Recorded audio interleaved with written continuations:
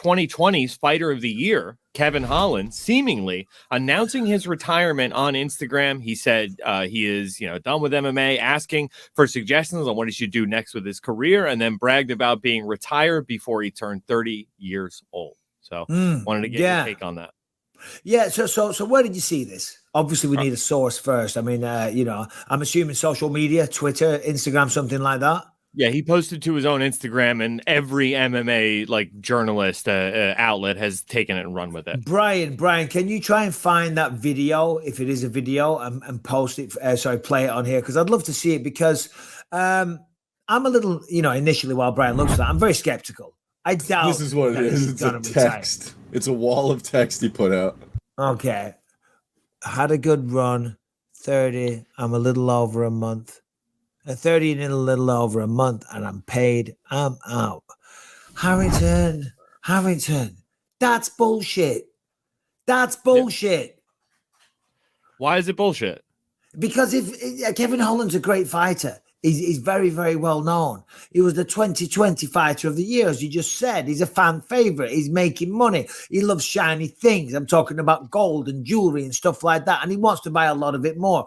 And he's in the prime of his life. If he was quitting, walking away, he would at least, jazz it up a little touch, as opposed to using a font last seen on an Atari fucking games system. I mean, what is that font? Do you know what I mean? There's no way. He's a very stylish guy. He's not announcing his retirement in the fonts from a ZX Spectrum. Do you know what a ZX Spectrum is?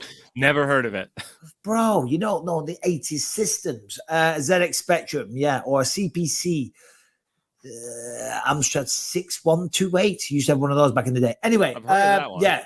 No, I don't think he's retiring at all. I don't know what he's playing at. Fighters do this. Conor McGregor, of course, famously always does that. Loves to tease his retirement. Diaz did it a couple of times.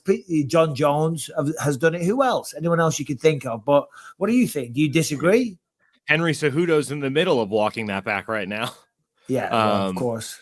Yeah, I don't know. I mean, yes, obviously the instinct is for somebody in that position that, my first instinct is that what went down at UFC 279 is not sticking well with him. There's issues he has with getting bumped up from, training for months to face a kickboxer and being thrown to Hamzat, in less than 24 hours beforehand. And there is some kind of upset there, and he's, looking to just cause a ruckus and a stink. But there is a chance that he just wants to be Batman. Well, there isn't a chance he just wants to be Batman, and I feel like I've got to kind of be a company man, for want of a better word. You said they're thrown to Khamzat Chimaev. He wasn't thrown to Khamzat Chimaev. Yes, of course, he fought Khamzat and he lost to Khamzat, but you have to sign contracts. The UFC made an offer and he accepted it. You know what I mean? And I don't know if there was a monetary motivation for that. Maybe there was, maybe there wasn't. But you can't, you know what I mean? You can't say, oh, he was thrown. He's a grown-ass man. The UFC don't put guns to people's heads. This isn't ancient Rome. You know what I mean? This is not the Colosseum. They are not forced. They are not slaves. You know what I mean? They're not forced to fight, So as he made a conscious decision, and whilst I understand there may be some regret in that decision, maybe he underestimated Khamzat, maybe... I guess we'd have to speak to Kevin Holland. I mean, I'll reach out and see if we can get him on the show. Since I've been on the road, it's been a few weeks or a month or so since we've had some guests, but I'm going to hire a talent booker. We're going to get guests on every goddamn episode. We're stepping it up. BYM.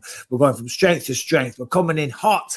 Maybe we'll get Kevin Holland on and ask him what his motivations are. But yeah, I mean, look, listen, the reality is when you lose a fight, and that was a big fight with a lot of spotlight on it against a guy like Khamzat Chimaev, and you get beaten, just trying to stop being entertaining for a second, really, really looking at it.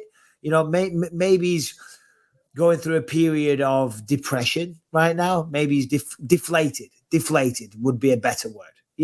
He's a great fighter with a tremendous amount of opportunity, and maybe he's gone out there and fought Khamzat and thought, shit, wow. The fact that he ragdolled me like that, which with respect is kind of what happened.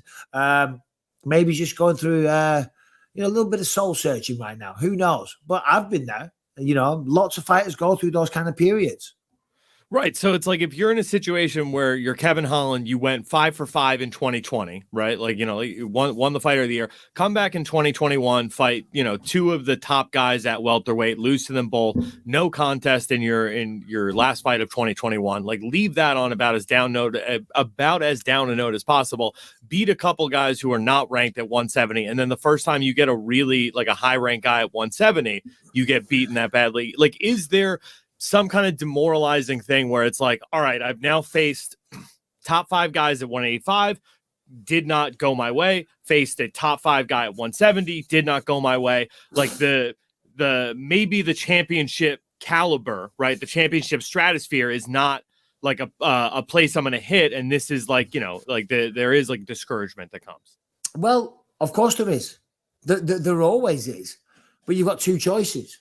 You can say, I'm not good enough. I'm going to quit. I'm going to walk away. I'm going to find something else to do with my life. Or you can say, right, okay, I've got work to do. I've realized that I have deficiencies in certain areas and I'm going to fight. This is what I'm good at. This is what I was born to do. This is what I am destined to be, and you learn from those losses. It's such a fucking cliche. We always talk about the losses and how you learn from them, but it's truly that. It's all well and good to go out there and just do what Khamzat's doing, destroy people. Khamzat didn't get any better from that fight. Khamzat continued his reign of terror. Khamzat continued the hype train. He continued to show people that he is a potential champion, double champ, maybe even triple champ one day. Who goddamn knows? That's, a lot of hype. Kevin Holland's the one that has to take stock, and yeah, maybe he's not messing around.